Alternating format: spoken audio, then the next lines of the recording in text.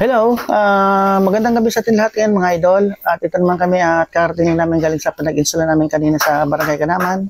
At doon ang isang grupo naman ay galing naman doon sa Barangay Balatas. Kaya medyo ginabi kami ngayon, pero hindi halag ang oras na ito para kami di magpatuloy ng aming mga ginagawa gabi-gabi.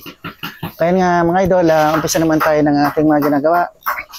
Kaya nga, tulad ng sinabi ko ng isang gabi ng aking upload, patuloy tayong mag-overtime gabi-gabi dahil marami tayong mga project na tinatapos at marami tayong mga skill pa na ating dapat prepare ng ating mga iba't ibang klase ng project natin.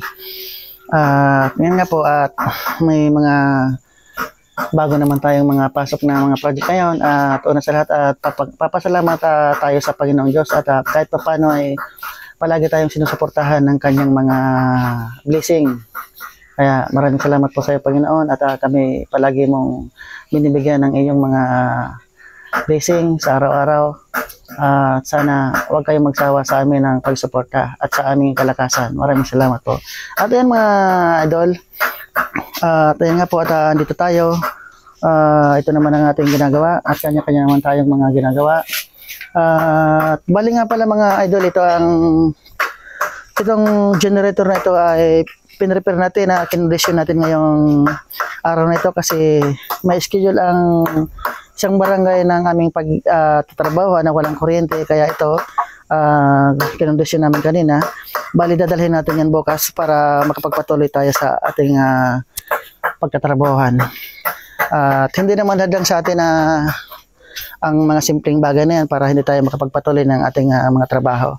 Kaya yung generator na yan mga idol, talagang binili talaga natin yan para sadya yan sa ating mga project na halimbawa sa mga lugar na wala pa inaabot ng mga kuryente, mga supply ng kuryente. Kaya prepare talaga natin yan para sa mga bagay na ganyan. At hindi hadlang ang mga simpleng bagay para makancel ang ating mga schedule. Yan mga idol. At ganyan ang ating Team Glenn Pecas, talagang kahit anong bagay, tag-ulan man o anumang mga bagay na dapat na hadlang sa atin ay hindi natin yan pwedeng panatiliin na magiging hadlang sa atin kasi nakahanda tayo sa mga anumang bagay na dapat nating suportaran sa ating mga trabaho mga idol. Ayan. At silipin naman natin mga idol ang ating ginagawa dito sa fabrication area katulad ng isang gabi or ng mga nakaraang gabi. Ito tayo ngayon na talagang pospos naman tayo ng ating mga overtime. Ayan. Bali ang ginagawa natin ngayon mga idol, ito ay pasimana uli. Palagay natin yung sa terasa.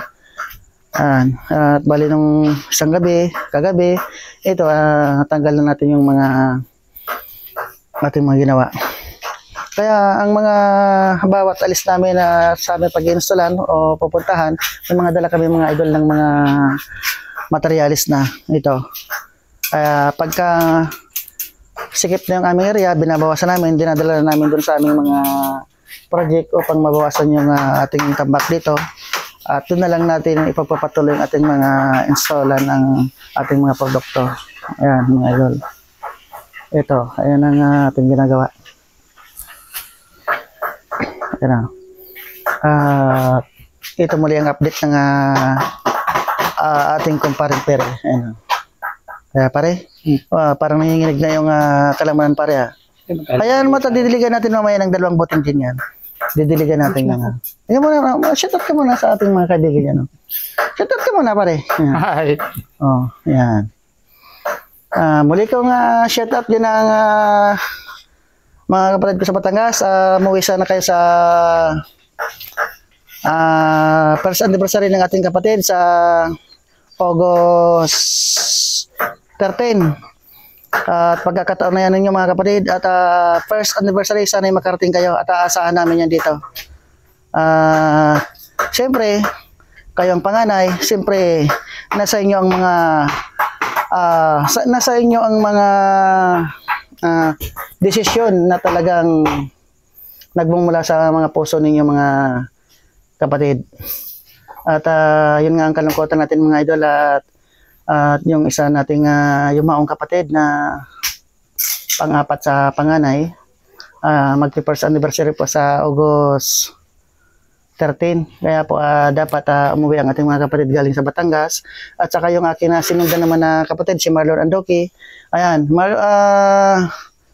Tol, umuwi ka rin sa August 13 para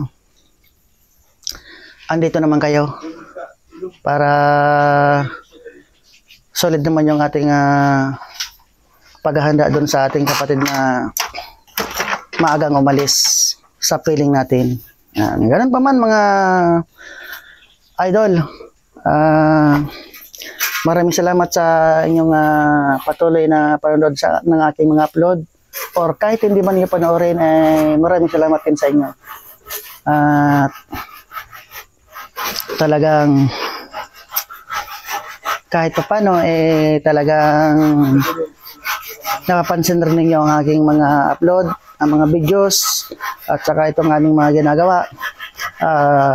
Kami naman ay patuloy rin kami sa pakikipagsapalaran ng ating mga buhay, pakikipagsapalaran ng ating mga lakas, araw-araw, buong taon, buong buwan.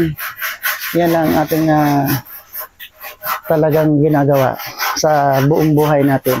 Tayo naman at mayroon naman tayong pagpapala sa Panginoong Diyos, mga idol.